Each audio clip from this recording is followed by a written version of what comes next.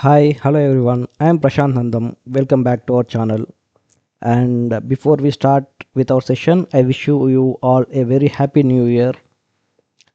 And as a part of our AWS Masterclass series, today we'll proceed with our session 10, which is load balancers. And in our last session, we have covered OSA models and how the session flows in OSA model. In session 10, we'll see what is load balancer. Okay.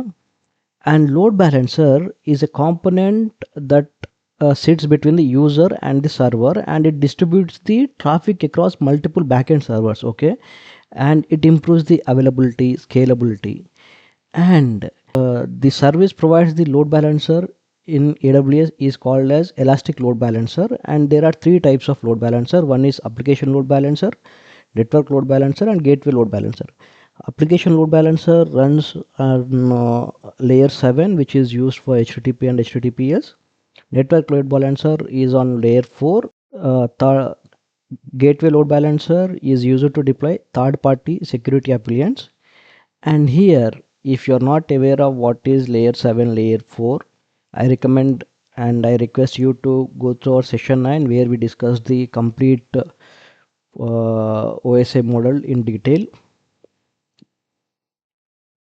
And I'll show you an example. Now let's say this is an user, and we have configured load balancer in our environment, and there are two EC2 instances which are assigned to this load balancer. Now whenever a user hits the load balancer, it will route the traffic to backend instances, which is EC2 1, EC2 2, and multiple, so that when one instance goes down, the other will be available. And when the traffic is high, let's say we have some e-commerce application or any other, and there are multiple users who are triggering to this load balancer, and the load balancer receiving multiple requests from the multiple users. In that scenario, the workload will be high, and two instances may not be sufficient or enough to distribute the load and send response back to the user or the customer. In such scenarios, we can use uh, scalability, and it will add the more servers behind the load balancer. Okay, whenever the load is high, we can scale it, and the instance will increase, and it will give response faster to the users. Hope you understood. Let's start our demo. I'm in my console. Let's create two EC2 instance first.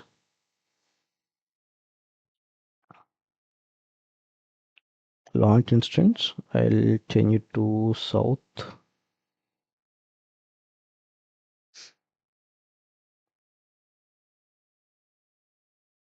I'll give this as server1 hyphen Prashant. Not required server1. I'll keep it as server1. Let's go with Rocky Linux only. Search for Rocky Linux in the AMI. Rocky Linux 8.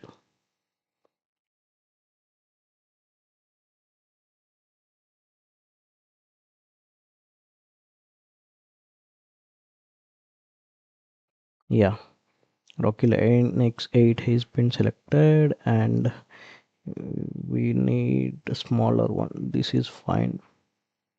Too small.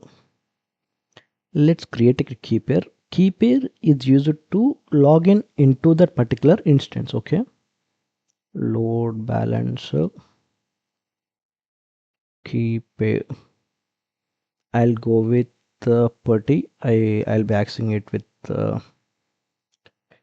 putty. So let's create. Once you create, it will be downloaded into your machine. I already had created a VPC, so I'll change the VPC to our custom one, and the subnet to our public subnet. I'll enable the public IP to be assigned, and then we have to select the security group.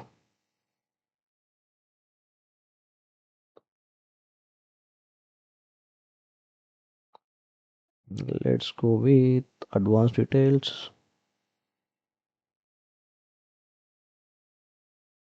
Here, user data. In user data, we'll write a script. This will allow us to run the bin bash and add an index.html file. Let's launch instance.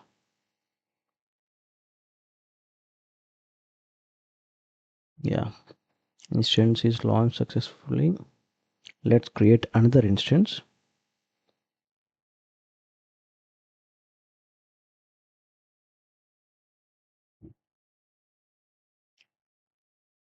Again, launch instance. Name it as server 2. Same go with Rocky Linux.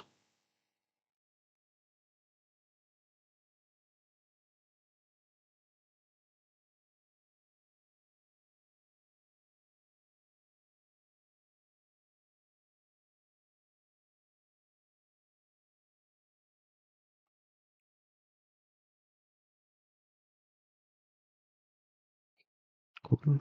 Let's change instance type to T2 small. And I'll select the same key pair which we recently created. Load balancer key pair. Yeah. Again, I'll change the network settings. If you're not aware of how to create a VPC and subnets, I request you to go through our previous videos where I clearly described how to create subnets and VPC and everything, and security gateway as well. Cool.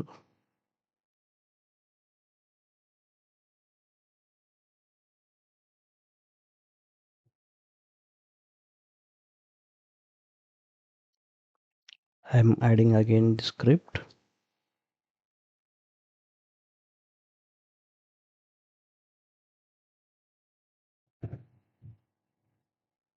Let's launch instance.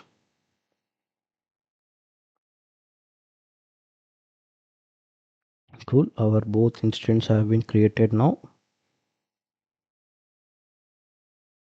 It's in running state. It's in pending state. Yeah, both are in running state. Now what we need to do, we need to create a target group. For that, again, click on EC2.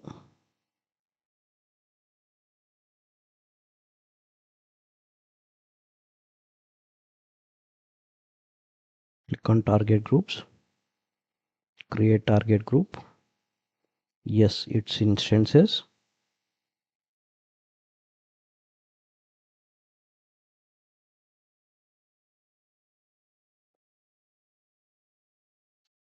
Give the target group name.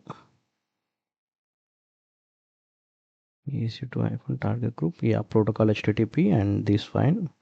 Change the VPC to our one which we recently create. Which we already had.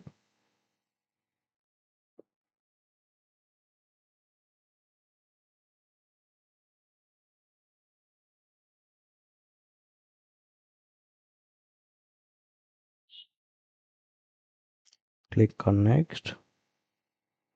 After clicking next, our two instances will be shown here. Select them and mention include as pending below, and then click next. See, this is our target group which is associated with our VPC, and this health threshold, unhealthy threshold, and port is 8080. These are the instance. Let's create target group. Target group has been created. Okay, now let's create a load balancer. Click on load balancers. Create load balancer. We'll be going the application load balancer. Name it as application load balancer -pr. We are using for internet facing, and we need to change the VPC to our custom one. And then availability zone, let's select both.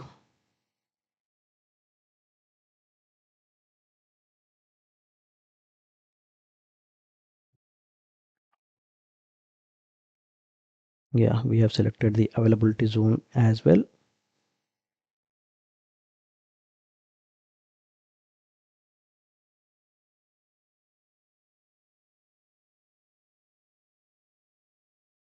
Let's select our custom security group. Yeah, listening port is 80, and target group, we have to select the target group which we recently created. This is our target group. Listeners is optional, and load balancer. Okay, let's click on create load balancer. Successfully created load balancer. Okay, just refresh this one. The status is pending. Let's wait till it finish. Our load balancer is still in provisioning. Yeah, load balancer is active. Let's browse the DNS of ALB.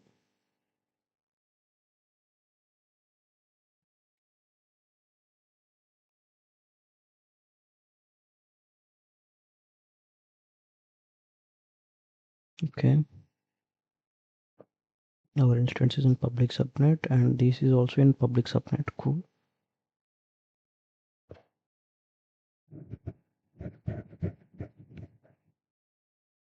Let's add another role here, HTTPS as well.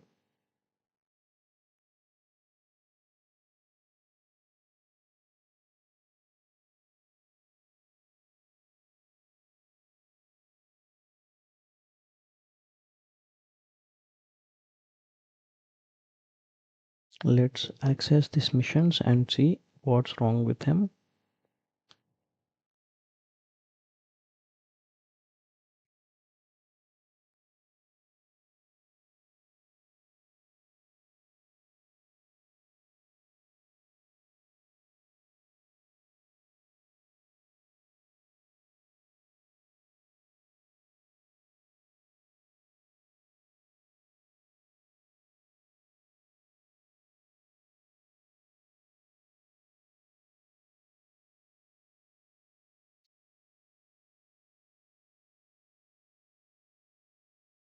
Yeah, we are into our mission. Let's curl this HTTP colon and then the local host.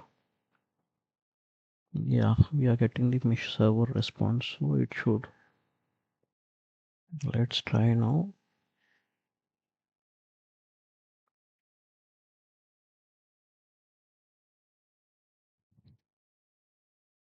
Yes, we are getting the code. Let's just do the same for the first instance. This is our second instance.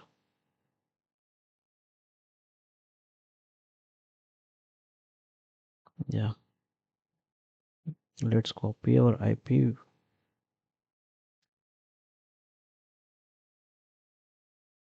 Cool. Now if you see here, this is the response from server 2 and this is response from server 1. Let's copy the DNS of the load balancer. This is the DNS name. I have copied this. Now if I search this, it should route the traffic as we discussed in this image. When the one user hits, it should reach to EC2 1 and the other uh, request should go to second instance. Now I am searching the DNS of the ALB, I mean application load balancer. See, it's going to Harvard Rock. Harvard Rock is on what it was telling, hello from server Harvard Rock. Let's copy this server to. If you see what it's telling, hello from Harvard Rock. Hello from Harvard Rock. This is from server 2. So our first request has been reached to server 2. If I refresh multiple times, let's verify our target group and see if they both are working, I mean running state or not.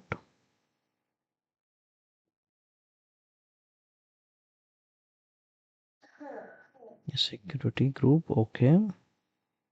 Go to target groups, click on EC2. unhealthy 0, total 2 targets, healthy is also 0, which means yeah, now both showing healthy. Now we should get response as well. Great. Now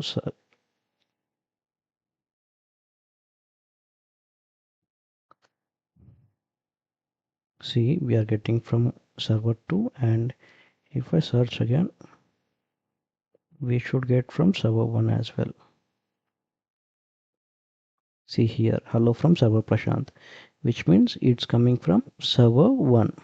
How can I confirm? Means if I copy the public IP address of server 1 and if I paste it in chart, it should show server hello from server Prashant. So the second request is went to server 1 and the other request to server 2, and again it changes hello from server Prashant, server Howard Rock. So this is how the application load balancer works. See how many requests I type, those many requests will go on. See, the first request goes to one server and the second goes to another server. This is the load balancer, and this is server map, security group. We can see the security group which we assigned, and we can explore all these things later. But for your understanding, I have explained how the procedure, how it works. Okay.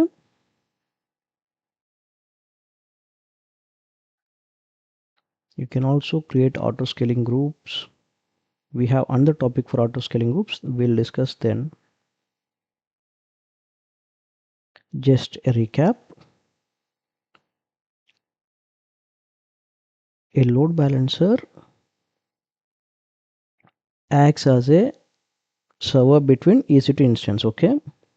When the user interacts with the load balancer, it will forward the traffic or the request to the backend EC2 instance, and we can it will give us high availability and scalability as well. Okay.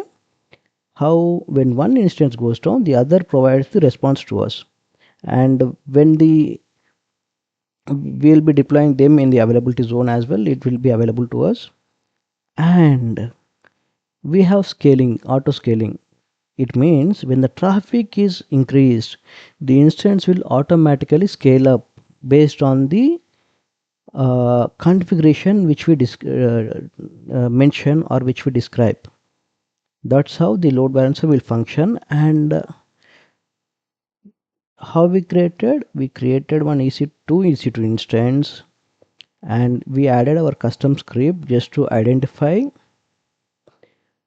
uh, which server is giving response to us. And what we did, we while creating EC2 instance, we need to have a public IP assigned to it. I mean, enable public IP is to be allowed, and VPC needs to be created, and in VPC we need to have two public subnets. Okay. And those two public subnets we'll be using to create EC2 instance. If you see here, this is public subnet 1 which we use to create EC server 2, and here if we go to this, if you see here, test public subnet, this is the other public subnet where we deployed the other mission, first mission. Okay. And we also created the, I mean, we added the our custom script while creating the instance itself. We can add it, so that we don't need to again log into the EC2 instance and deploy those things. Just for testing purpose, sample code I wrote, and tags you can give as well. After using the creating the two EC2 instance, we will be creating target group. Why? Target group will have the targets instance. Okay. In target group, we will describe the port and the protocol and the EC2 instance where the traffic flows from load balancer. Okay.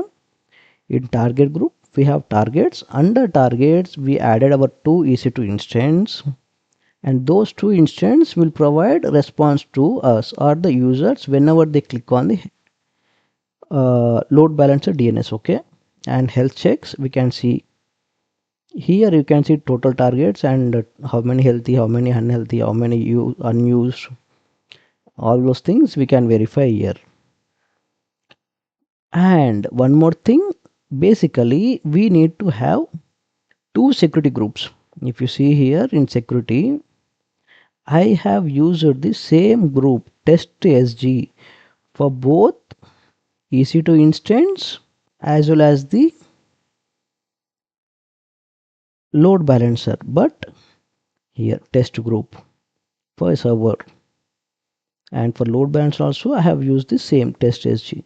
But in real world, I mean real scenario, we will be using one separate security group for EC2 instance and the other for load balancer, just to avoid any discrepancies, so that will be it will be easy to understand security rules from load balancer and for EC2 instance.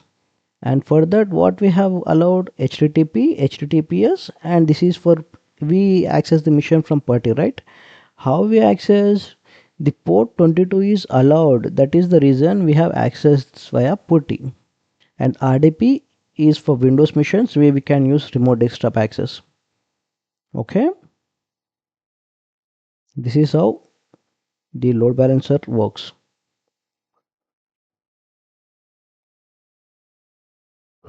After that, we copied the load balancer DNS and we searched in the browser. See, it is from one server saying hello from server Prashant. And if I search for multiple times, it should show hello from server Havatalk. So the load balancer DNS is routing the traffic to both the EC2 instance which we allowed, I mean which we allocated in the target groups. Hope you understood. That's it from me for today, and I request you all to subscribe to our channel for more videos and share it with your friends or colleagues or someone who is looking to learn DevOps courses. And